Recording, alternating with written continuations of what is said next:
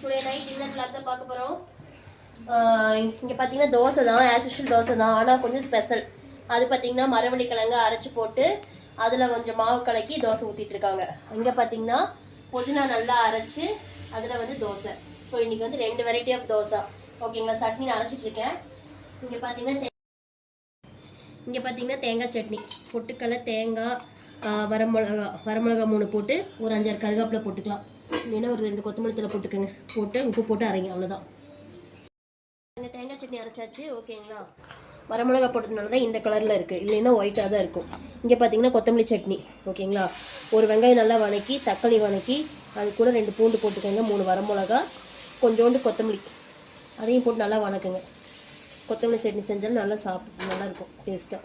ஓகேவா, அவ்வளோதான், அரைச்சிட்டு சாப்பிட்லாம். ஓகேங்களா, மரவள்ளி தோசை, அதுக்கப்புறம் புதினா தோசை, தென் கொத்தமல்லி சட்னி, தேங்காய் சட்னி அப்பாவுக்கு ப்ளேட் பண்ணியாச்சு. ஓகேங்களா, அதுக்கப்புறம் பார்த்தீங்கன்னா ஒரே சளியாக இருக்குது ஃப்ரெண்ட்ஸ். என்னோடய டோனே உங்களுக்கு டிஃப்ரெண்ட்டாக இருக்குன்னு நினைக்கிறேன். ஸோ அதனால் வெளியே வாங்கிட்டு வந்தேன். சூப்பு ஆளுக்கு ஒவ்வொரு கொஞ்சம் கொஞ்சமாக குடிச்சிக்கலாம். ஓகேங்களா, அவ்வளோதான்.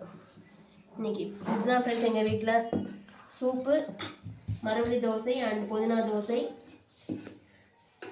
அவ்வளோதான். அடுத்த ப்ளேட் அம்மாவுக்கு.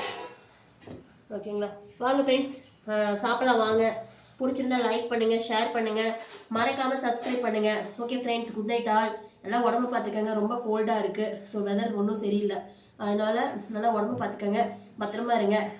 Okay, bye, take care, good night all.